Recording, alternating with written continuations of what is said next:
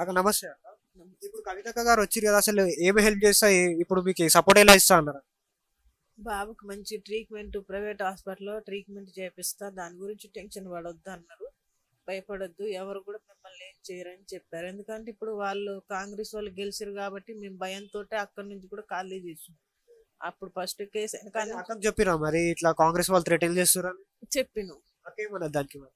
నేను చూసుకుంటాను అంతా, నీకేం భయం వద్దు, భయపడొద్దు, నేనున్నాను కదా అని చెప్పేసి మాకు ధైర్యం ఇచ్చారు. అయితే ఇప్పుడు అక్క మీ ఇంటికి వచ్చినందుకు ఎలా ఫీల్ అవుతున్నారు? అసలు ఇంటికి వచ్చి అంత ధైర్యం చెప్పారు కదా, సో ఎట్లా ఫీల్ అవుతుంది? ఇంతవరకు ఎవరు రాలేదు కాబట్టి మేము చాలా సంతోషంగా ఫీల్ అవుతున్నాం. ఫస్ట్ దేవ్ సారు, ఈ రామ్ సారు, తర్వాత ఈ మేడం గారు, వీళ్ళు ముగ్గురు వచ్చినందుకు మాకు చాలా చాలా థ్యాంక్స్ చెప్పుకుంటున్నాం. వాళ్ళ ముగ్గురికి చాలా థ్యాంక్స్ చెప్పుకుంటున్నాం.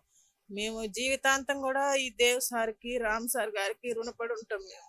ఎందుకంటే మాకు ఇంతమంది మీడియా వాళ్ళు వచ్చినారు కానీ మాకు ఎవరి నుంచి ఏది రాలేదు, ఏది కాదు. ఎక్స్పెక్ట్ చేసారు అసలు కవితకి ఇట్లా వస్తారు, ఇంటికి ఇట్లా సహాయం చేస్తారు, ఇలా ధైర్యం చెప్తారు?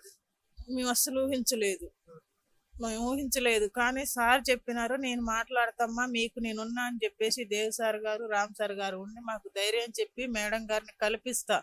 వేరే వేరే వాళ్ళు అందరూ కూడా ఈ ఎలక్షన్ టైంలో మనీ ఇస్తామని చెప్పేసినట్టుగా మాట్లాడి ఇటు రండి అటు రండి అంటే కూడా మేము సారు మాకు ఏం చెప్పినారు, నేను మేడంతో మాట్లాడిస్తా, మీరు ఎటు వెళ్ళొద్దని చెప్పారు. అలాగే మేము ఎవరి కాడికి వెళ్ళలేదు, మేము సార్నే నమ్ముకొని ఉన్నాం. సారే మేడం గారిని పిలిపించారు, మాట్లాడిచ్చారు, అంతా మాకు మంచి, మేము చాలా హ్యాపీగా ఫీల్ అవుతాం. ఎలక్షన్స్ తర్వాత మీకు ఇట్లా వాళ్ళు థ్రెటన్ చేయడం కానీ బెదిరించడం కానీ ఏమని జరిగింది? అంటే కాంగ్రెస్ వచ్చింది కదా, కాంగ్రెస్ యూత్ లీడరే కదా ఇది చేపించింది అంతా. వాళ్ళ పిన్ని వాళ్ళు అనేవాళ్ళు అనమాట.